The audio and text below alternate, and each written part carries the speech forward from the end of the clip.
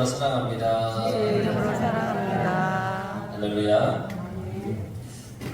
오늘 했던 이 특성을 할 때마다 참 은혜가 듭니다. 내가 주님의 자녀로 살아간다고 하는 그 자체만으로도 행복하다. 여러분 행복하십니까? 아멘. 내 삶이 비록 힘들고 어렵고 실수하고 괴롭지만 또 괴로운 일들이 많지만 그래도 내가 하나님의 자녀라고 하는 그 사실만이 나에게 큰 기쁨임을 믿고 또 감사하며 살아가시기 바랍니다.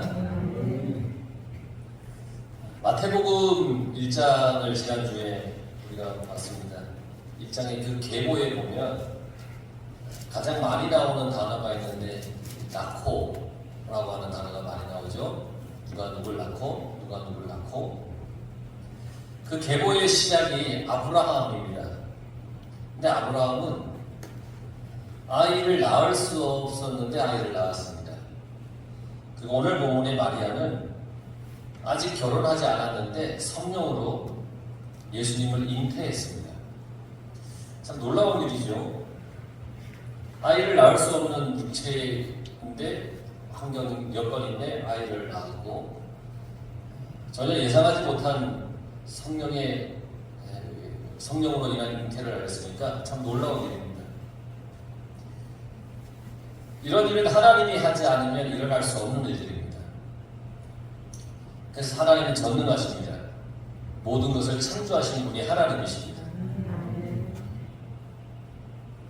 성경의 인물들만 누굴 낳고 하는 것이 아니라 우리도 뭔가를 낳으며 살아갑니다.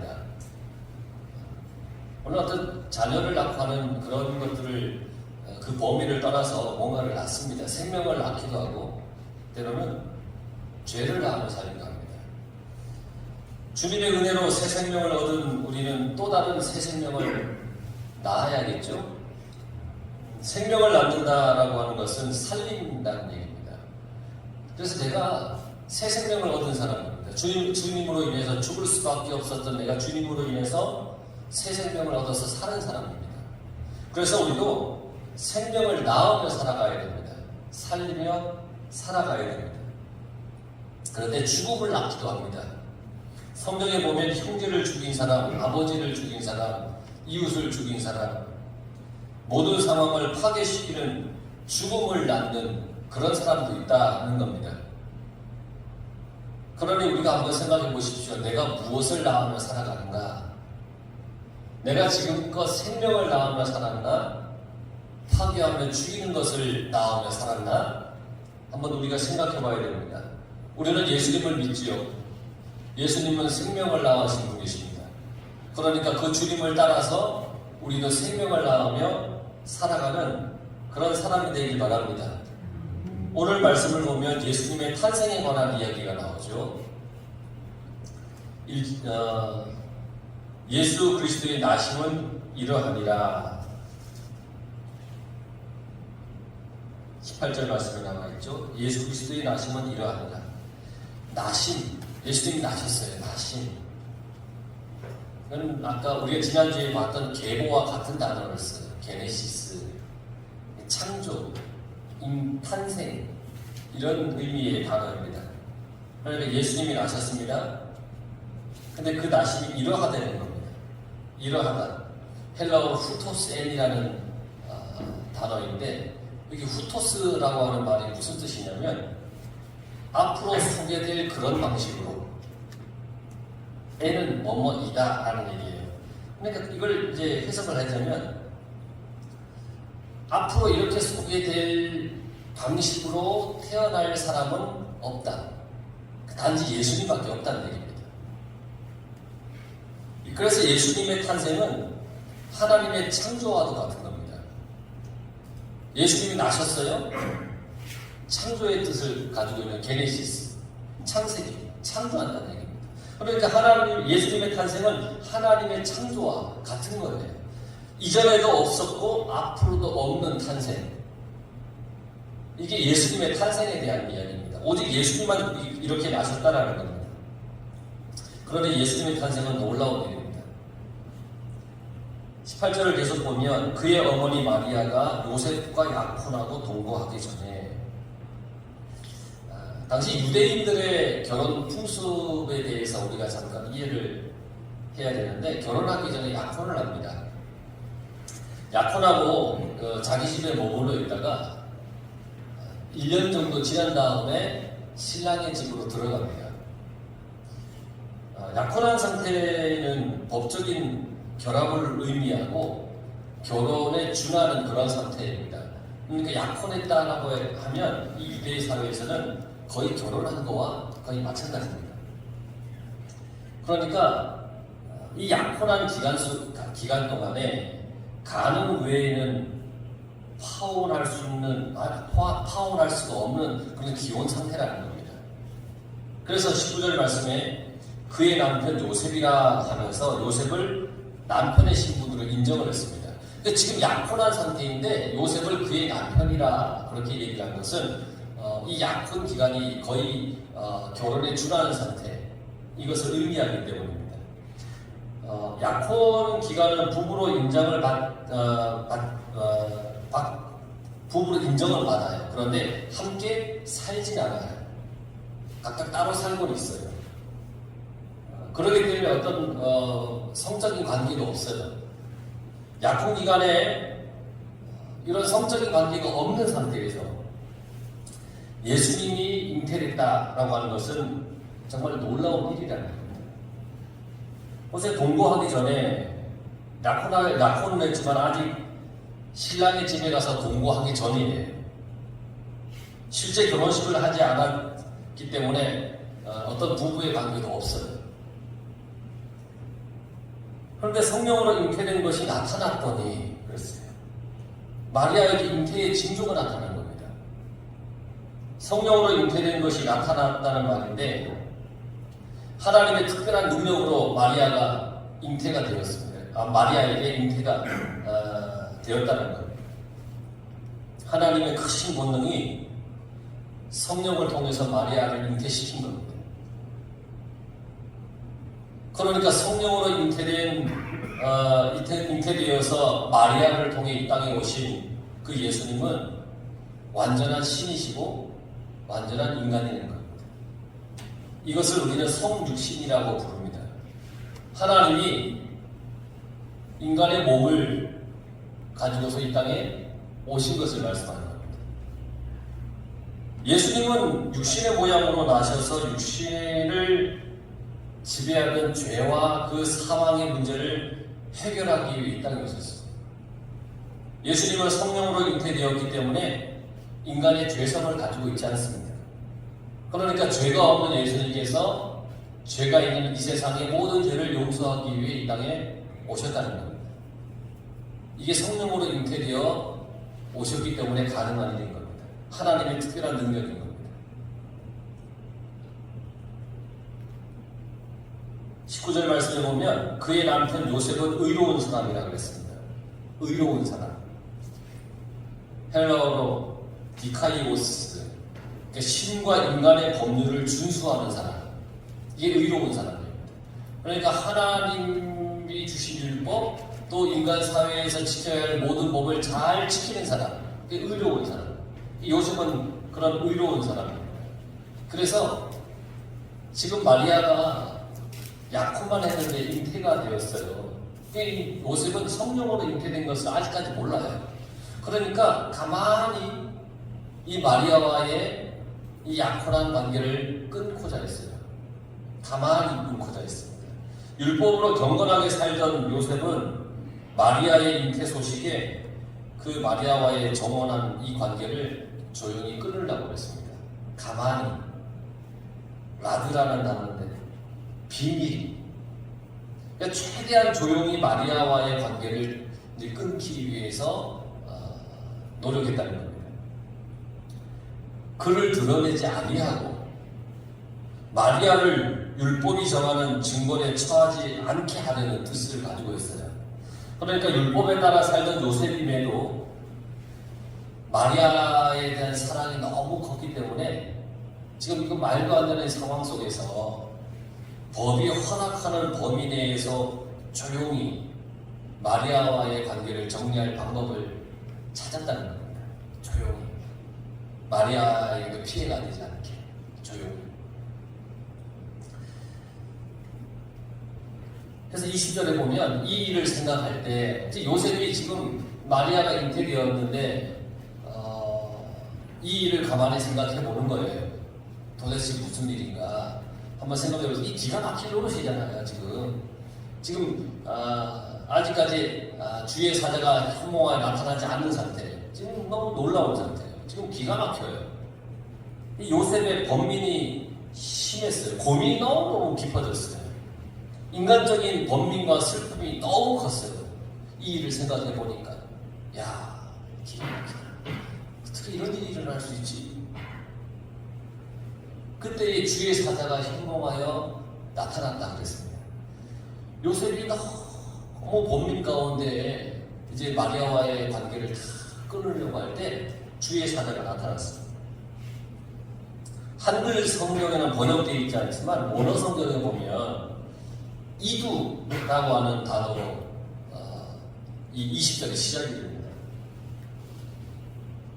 이두라고 하는 단어는 보라, 이는 감탄사입니다. 이봐, 이것 봐, 막 이런 얘기입니다. 근데 요셉은 마리아와의 이 파혼 문제를 곰곰이 지금 생각하고 있는 상태입니다. 어떻게 하는 것이 가장 현명한 방법일지를 지금 계속 고민하고 있어요. 어떻게 하면 사랑하는 마리아에게도 피해가 되지 않고 이렇게 조용히 이렇게 끝낼 수 있을까? 그때 하나님의 사자가 나타나서 이봐 요셉, 이봐 이것 봐 요셉, 그러면서 마리아의 잉태에 대한 것을 알려주면서 요셉이 가져야 할, 품어야 할 마음과 행동을 가르쳐 줍니다. 우리가 인생에서 만나는 큰 고뇌, 또 슬픔 이런 것들이 있지요. 그때 낙심해 있습니다. 그때 주님은 우리에게 오셔서 이것 봐, 이봐, 이것 봐, 진짜가? 그러면서 하나님의 뜻과 다른 어떤 결정을 하려고 하는 그 순간 하나님의 뜻이 무엇인지를 가르쳐 주시는 겁니다. 지금 요셉은 하나님의 뜻과 다른 결정을 하려고 하는 겁니다. 마리아와 이제 파혼을 하려고, 이제 조용히 끊으려고 하는 겁니다. 근데 하나님의 뜻은 그것이 아니라 마리아와 요셉을 통해 예수님이 이 땅에 나시는, 그의 부부 속에서 나게 하시는 겁니다. 근데 요셉은 지금 인간적인 방법으로 모든 상황을 끊으려고 할 때 하나님이 나타나셔서 이것 봐 요셉, 그러면서 나타나셨습니다. 그리고는 가르쳐 주셨습니다. 다윗의 자손 요셉아, 내 아내 마리아 데려오기를 무서워하지 마라. 그에게 잉태된 자는 성령으로 된 것이다. 다윗의 자손 요셉아, 마리아가 낳게 될 예수님은 다윗의 혈통에서 나오게 될 메시아라는 겁니다. 그걸 가르쳐 주시는 겁니다. 그러니까 마리아와 파혼해서는 안 된다고 하는 것을 강조하는 겁니다. 가만히 끊으려고 하지 마라. 가만히 있어. 너 그냥 가만히 있어. 아무것도 하지 마. 가만히 있어. 근데 요셉은 그의 마음이 어때요? 무섭잖아요. 두렵잖아요. 야, 나 지금 약혼한 기간 속에 있고, 이 마리아는 나와 동거하기 전인데 지금 잉태했으니까 난 무서운데 어떡합니까? 그러니까 주의 사자가 무서워하지 마라 그랬습니다. 호베데스라는 단어예요. 무서워하다.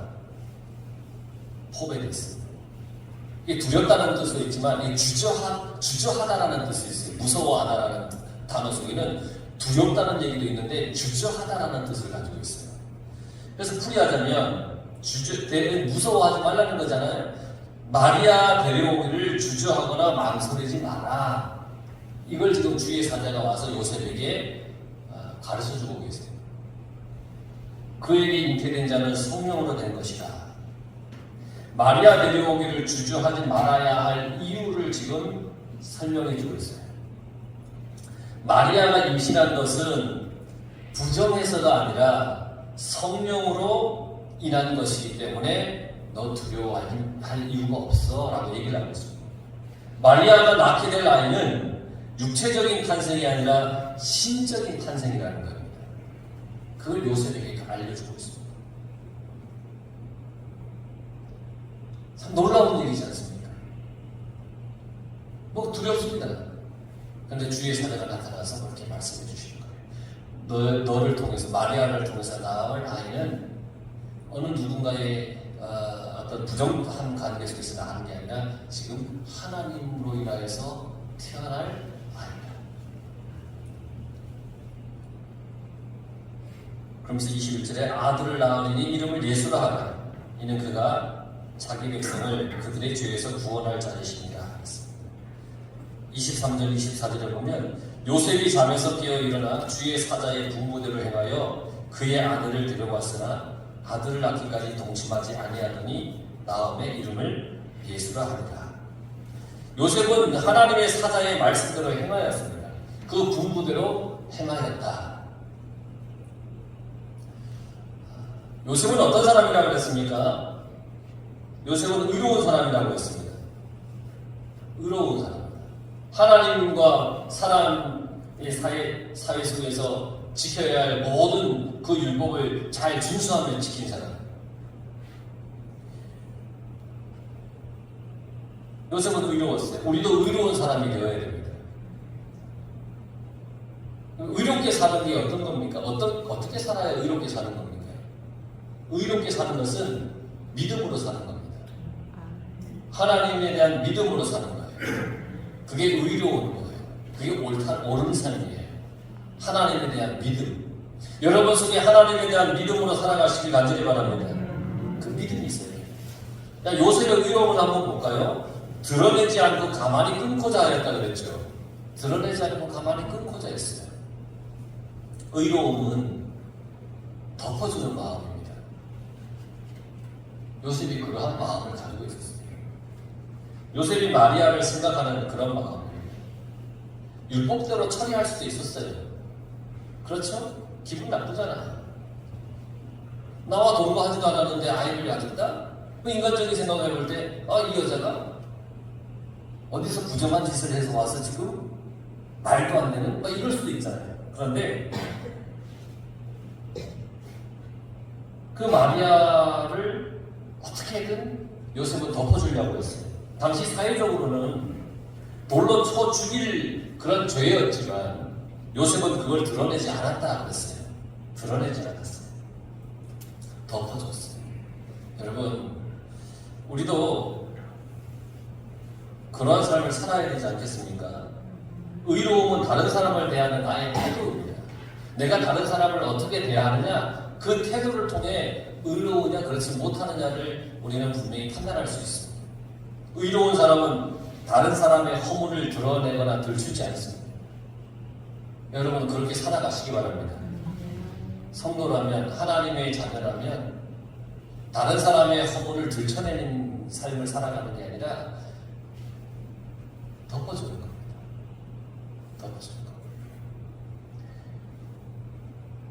20절에 보면 요셉은 이 모든 일에 대해 생각했다고 그랬죠. 의로움은 생각하고 신중한 태도를 갖는 겁니다. 생각하고 신중한 태도를 갖는 겁니다. 의롭지 못하면 신중하지 못합니다. 그 행동도 신중하지 못합니다. 의로운 사람은 생각도 행동도 신중합니다. 그러니까 내가 하나님의 자녀의 신분으로 살아가는데 어떻게 내가 생각하며 어떻게 행동하며 살아가야 될지를 늘 신중하게 우리는 생각해야 되는 겁니다. 또 의로움은 영성입니다. 주의 사자가 요셉에게 나타났습니다. 마리아와 관계를 끊기로 생각했을 때 하나님은 요셉을 인도하셨습니다. 우리는 인간적인 생각과 판단으로 무언가를 결정할 때가 참 많습니다. 내가 가지고 있는 기준과 가치관으로 뭔가를 판단할 때가 너무 많습니다. 그러나 무언가를 결정하기 전에 많이 생각하고 기도하시기 바랍니다. 그러면 성령의 인도함을 받을 수 있습니다. 여러분 결정의 순간 많이 생각하고 기도하십시오. 그래서 성령의 인도함을 따라 결정하며 살아가시길 바랍니다. 모든 일을 하나님의 도움으로 결정하고 행동해야 되는 겁니다. 내 생각으로 했다가는 어떤 어려움에 처할지 모릅니다. 어떤 잘못된 선택을 할지 모릅니다. 그런데 하나님의 뜻을 따르기 위해 우리는 늘 기도하며 성령의 인도함을 받기 위해 노력해야 되는 겁니다. 그게 의로운 사람입니다. 요셉은 잠에서 깨어 일어나 주의 사자의 분부대로 행하였다 그랬습니다. 의로운 사람은 순종하는 사람입니다. 아들을 낳았습니다. 그 이름을 예수라 지었습니다. 주의 사자가 나타나서 그렇게 지으라고 얘기했기 때문입니다. 그러니까 아들을 낳아서 이름을 예수라 지은 것도 순종입니다. 그렇죠? 순종한 겁니다. 자기 마음대로 짓고 싶을 수도 있잖아요. 더 좋은 이름을 짓고 싶을 수도 있잖아요. 뭐 우스갯소리로 장면가를 찾아가서 좋은 이름을 지을 수도 있잖아요. 한때 유행했던 이름이 서연이, 은석 뭐 이런 이름이 가장 유행했던 이름이라고 몇 해 전에 그러면서 사람들이 개명을 많이 했는데 서연이, 은석 이런 이름을 많이 지었다고 하거든요. 가끔 우리 기쁨도 이름을 바꾸면 안 되겠냐고 자꾸 얘기할 때가 있는데 근데 기쁨이라는 이름이 얼마나 좋은데 그래서 절대 안 바꿔줍니다. 예수라는 이름을 지은 것도 순종한 겁니다. 그렇죠? 더 좋은 이름을 짓고 싶을 수 있지만 그러지 않았습니다. 자기 멋대로 이름을 짓지 않았습니다. 주의 사자가 가르쳐 준 대로 했다는 겁니다. 여러분 순종하며 살아가시기 바랍니다. 순종해야 됩니다. 하나님이 나를 향하여 나를 위해 계획해 놓은 그 모든 걸음걸음에 순종하며 우리는 살아가야 되는 겁니다. 예수님은 성령으로 잉태되어서 이 땅에 오셨습니다. 믿음의 사람 마리아와 요셉을 통해 이 땅에 오셨습니다. 이러한 믿음과 의로움을 통해서 하나님의 뜻이 이루어져 가는 겁니다. 여러분들의 믿음을 통해서 여러분들의 하나님 안에서 가지고 있는 그 의로움을 통해서 하나님의 나라가 이루어져 간다는 겁니다. 그러니까 여러분들이 하나님의 뜻을 이루어가는 사람 되시기 바랍니다. 내 마음대로가 아니라 하나님의 뜻대로 내가 원하는 대로가 아니라 기도하여서 하나님께서 이끄시는 대로 그렇게 모두가 살아감으로써 하나님의 거룩한 그런 은혜의 복된 삶을 살아가시길 간절히 축원합니다.